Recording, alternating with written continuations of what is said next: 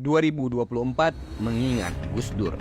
Belakangan banyak pembicaraan tentang mengingat pernyataan Gus Dur, khususnya soal keikhlasan seorang Prabowo.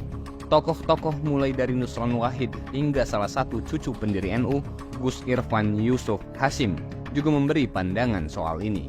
Yuk kita simak lagi, apa sih sebenarnya kata Gus Dur soal Prabowo? Kalau orang yang paling ikhlas kepada rakyat Indonesia itu Prabowo. Ikhlasnya seperti apa, Gus? Ya banyak lah. Yang dia bikin itu menunjukkan betapa dia ikhlas betul kepada rakyat. Yang lain tidak ikhlas? Ya nggak tahu ya. Selain pernyataan Gus Dur yang itu, sebelum wafat pada tahun 2009, Gus Dur cukup rutin mengunjungi makam leluhur-leluhurnya di Tebu Ireng. Pada saat itulah Gus Irfan sempat terlibat suatu pembicaraan yang cukup intens dengan Gus Dur. Dia mengatakan Pak Prabowo nanti jadi presiden, nek wes tuwek, kata Gus Irfan menirukan Gus Dur. Menurut Gus Irfan, Gus Dur tak hanya menyampaikan itu kepadanya, Gus Dur turut menyampaikan itu di berbagai forum diskusi. Pernyataan Gus Irfan ini juga diperkuat oleh Ketua Umum GP Ansor periode 2011 hingga 2015 Nusron Wahid.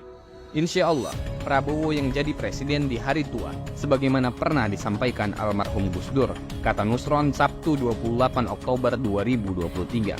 Selain visi Gus Dur dalam melihat potensi Prabowo menjadi presiden di masa tua, beberapa tokoh dari kalangan NU juga melihat Prabowo sebagai sosok yang merealisasikan nilai-nilai Gus Dur.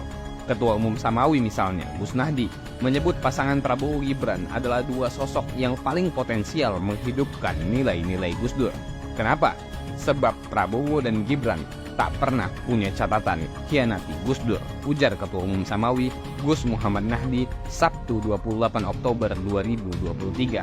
Berbagai ucapan Gus Dur itu tentu berdasar pada suatu pengalaman dalam bersentuhan dengan berbagai tokoh.